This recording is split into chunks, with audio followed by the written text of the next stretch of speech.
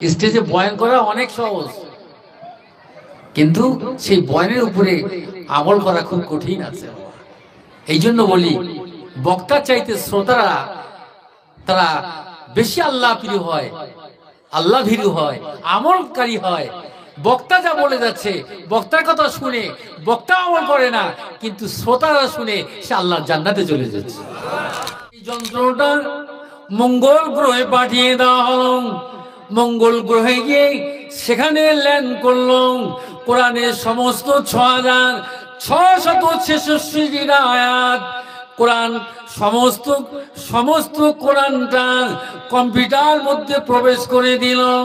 আর বলতে লাগলো, a computer বলো বলো বলো বলো দেখি, এই কোরআনটা মানুষের রচনা করেছে নাকি আল্লাহর দেওয়া? একটু বলতে হবে, তোমাকে বলতে হবে। ও বাবাজি ভাইরাম, যুবকেরা, জওয়ানেরা, যখন বৈজ্ঞানিকরা কি করলো, রকেট করে প্রাণ ছুঁড়ে দিল, যন্ত্র চলে গেল, মঙ্গল গ্রহে গিয়ে ল্যান্ড করলো। সেখানে ল্যান্ড করে পৃথিবীর দিকে আলোটা ফিরিয়ে দেওয়া হলো, আলোটা ঘুরিয়ে দেওয়া হলো, ছবিটা ফিল্ম দেওয়া হলো। সে কি হচ্ছে না হচ্ছে ওই সময় কম্পিউটারে বলো, তুমি একবার জানিয়ে দাও, জানিয়ে দাও। এরা মাথা খারাপ করে দিয়েছে আমাদেরকে। এই কম্পিউটার প্রমাণ করে দাও, কোরআন করে দাও। কম্পিউটার বলছে, না না না না, এটা মানুষের কোনো রচিত নয়, এই কোরআন মানুষের রচনা নয়, এই কোরআন একমাত্র আল্লাহ রচিত বাণী। জুড়ে বলে না সুবহান। চিন্তা করতে পারেন, আজকে কম্পিউটার বলে দিই, তবে না তারা আজকে ইসলাম গ্রহণ করেছে। তারা কত পরীক্ষা, কত পরীক্ষা আমাদের জীবনে আসছে। শুধু তারা ওই দেখান তো ছিল না, তারা সেখানে ল্যান্ড করলো, সবকিছু করলো, কিন্তু কম্পিউটার এই কথা বলছে। তখন বিজ্ঞানীরা বলছে, তোর তো সেই কোরআনের পক্ষে হয়ে গেলি। আচ্ছা ঠিক আছে বল, তাই যদি হয়ে থাকে তো মানুষ রচনা করতে পারবে কোরআন? তো বলছে হ্যাঁ পারবে, তবে 63 মিলিয়ন, এই যে শত হাজার লক্ষ কোটি অযুত কোটি, এই নিযুত কোটি, মিলিয়ন, ট্রিলিয়ন, এই যে ট্রিলিয়ন, 63 ট্রিলিয়ন, কত কত কত কোটি কোটি ট্রিলিয়ন। সে মরবে আর বাঁচবে, মরবে আর বাঁচবে। তোমরা তাই যদি হয় তাই হবে। কিন্তু তারা খুব আনন্দিত, বলে আমরা করবো, আমরা এইটাই। কিন্তু তা হতে পারে না, তার জীবন শেষ হয়ে যাবে। কারণ এটা হলো একটা নূর, একটা আলো। কাদ জাআকুম মিনাল্লাহি নূরুন ওয়া কিতাবুম মুবিন। একটু জোরে বলুন না সুবহান। তোমাদের কাছে এসেছে একটা নূর, একটা জ্যোতি, আলো, পথের দিশারি। হাতে মুহাম্মদ রাসূলুল্লাহ, সকলে বলুন সাল্লাল্লাহু আলাইহি ওয়াসাল্লাম। আমার বাবাজি ভাইরা, আজকে সেই আদর্শিত বর্তমান জামানার কামেলিন, আল্লাহর ওলি, আল্লাহর আশিক, সুফি মুফতি আজম গাসমি রাহমাতুল্লাহ আলাইহি, যার জীবন জিন্দেগি আপনারা কিছু সংক্ষিপ্ত জীবনী আপনারা শুনেছেন। যিনি হাওড়া জেলার জন্মগ্রহণ করেছিলেন। তার আব্বার নাম হলো রাকিবউদ্দিন পালকি রাহমাতুল্লাহ আলাইহি, একমাত্র সুযোগ্য সন্তান। তিনি জমিদারের বাচ্চা ছিলেন, জমিদারের ছেলে। পালকি চেপে, হাতি পিঠে চেপে মাদ্রাসা আলিয়া করেছেন। একটু জোরে হবে না? আহা, তাহলে কত বড় জমিদার। তার কোনো ফখর ছিল না, রিয়া ছিল না, কোনো অহংকার বলে কিছু ছিল না। মাদ্রাসা আলিয়া করে তিনি টাইটেল পাস করলেন, মুফতি পাস করলেন।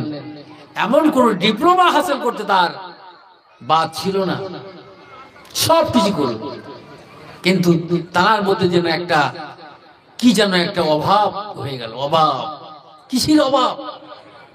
দুনিয়ার কোনো চিন্তা নেই, দুনিয়ার কোনো ভাবনা নেই, আল্লাহর চিন্তায় পাগল দেওয়ানা হয়ে গেল। বলছে না, আমি তো এই জাহেরি এলম শিক্ষা অর্জন করেছি, আমার একটা বাতিনি ইলম শিক্ষা দরকার। তাই তিনি চলে গেলেন কোথায়? তিনি চলে গেলেন 8টা মুর্শিদের কাছে গিয়ে তিনি বাতিনি শিক্ষা কাদরিয়া, চিশতিয়া, নকশবন্দিয়া এবং মুজাদ্দিদিয়া 4 তরিকার মশক আমলে তিনি শিক্ষা অর্জন করে তিনি আল্লাহর ওলি হয়েছেন। জোরে হবে 8টা মুর্শিদের কাছে গিয়ে। শুধু তাই নয়, হুজুর বললেন যাও, তোমার সবক শেষ হয়ে গেছে। তিনি কি করলেন? চলে গেলেন, জমিদারি সব ছেড়ে দিল, নিজের নাম নিশানাটুকু মিটিয়ে দিলেন এবং নাম নিশানা মিটিয়ে দিয়ে তিনি চলে এলেন শরীর জঙ্গলে। আমার বাবাজিরা, ভাইরা, শরীর জঙ্গলে শুধু 1টা বছর নয়, 2টো বছর নয়, এক এক করে সুফি আজম গাজী রহমাতুল্লাহ আলাইহি, আমার বাবাজি ভাইরা, ওই শরীর জঙ্গলে তিনি আল্লাহর আরাধনা করতে লাগলেন। একটু জোরে হবে না সোহার? ওই জঙ্গল হিংস্র পশু বাস করে, সিংহ বাস করে। আল্লাহর ওলিরা এই জন্য যারা আল্লাহ বলা হয়েছে, আল্লাহর আশিক বান্দা যারা হয়েছে, তারা সাপের দিকে ভয় করে না, সিংহ বাঘের দিকে ভয় করে না, একমাত্র তারা আল্লাহকে ভয় করে। একটু জোরে হবে না সোহা? ওয়ালা তাহিনু ওয়ালা তাহাজানু ওয়া আনতুমুল আলাউনা ইন কুনতুম মুমিনিন। তোমরা নিরস্ত হও না, চিন্তিত হও না, তোমরা যদি মুমিন হয়ে থাকো অবশ্যই অবশ্যই তুমি সাকসেসফুল হবে, তুমি সফলতা অর্জন করবে। একটু জোরে হবে না?